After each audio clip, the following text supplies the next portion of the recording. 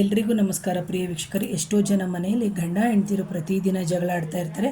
ಅಂತಹ ಸಂದರ್ಭದಲ್ಲಿ ನೀವು ಮಾಡುವಂತಹ ಸರಳವಾದ ಪರಿಹಾರ ಅಶ್ವತ್ಥ ಕಟ್ಟೆ ಆಗಿರಬೇಕು. ಅಲ್ಲಿ ನಾಗದೇವರ ಒಂದು ಸನ್ನಿಧಿ ಅಥವಾ ನಾಗದೇವರ ಕಲ್ಲಿರಬೇಕು. ಅಂತಹ ಜಾಗಕ್ಕೆ ನೀವು ತನಿ ಎರಿಯಕ್ಕೆ ಅಂತ ಹೋಗ್ತಾರೆ. ಎಷ್ಟೋ ಜನ ಅಲ್ಲಿ ಹೋಗಿ ಹಾಲನ್ನು ನೀವು ವಿಗ್ರಹದ ಮೇಲೆ ಹಾಕಿ ಬರ್ತಾ ಇರ್ತೀರಿ. ಅಂತಹ ಸಂದರ್ಭದಲ್ಲಿ ನೀವು ದಿನ ಹೋದಾಗ ಅಥವಾ ಎಷ್ಟು ಬಾರಿ ಹೋಗಿ ತನಿ ಎರಿತೀರಿ, ಎಷ್ಟು ಬಾರಿ ಆ ದೇವರ ಪ್ರದಕ್ಷಿಣೆ ಮಾಡ್ತೀರಾ, ಅಷ್ಟು ಬಾರಿ ಎರಡೆರಡು ಕೊಬ್ಬರಿ ಎಣ್ಣೆಯ ದೀಪವನ್ನು ಹಚ್ಚೋದ್ರಿಂದ ಏನಾಗುತ್ತೆ ಅಂದರೆ ನಿಮ್ಮ ಗಂಡ ಹೆಂಡತಿಯರ ಒಂದು ಕ್ಲೇಶಗಳು ಅಂತ ಏನು ಹೇಳ್ತೀವಿ, ಆ ಕ್ಲೇಶಗಳು ಅಥವಾ ಕೋಪಗಳು ತಾಪಗಳು ನಿವಾರಣೆ ಆಗುತ್ತೆ ಪ್ರಿಯ ವೀಕ್ಷಕರೇ. ಹಾಗೆಯೇ ಕೇಳ್ಬೋದು, ಮೇಡಮ್ ನಾವು ವೈಷ್ಣವ ಸಂಪ್ರದಾಯದವರು, ಖಂಡಿತವಾಗಲೂ ನೀವು ಅಶ್ವತ್ಥ ನಾರಾಯಣ ಸ್ವಾಮಿ ಅಂತಲೇ ನಾವು ಹೇಳ್ತೀವಿ, ಅಥವಾ ಅಲ್ಲಿ ನಾರಾಯಣನ ಸನ್ನಿಧಿನೇ ಅಂತಲೂ ಹೇಳ್ತೀವಿ.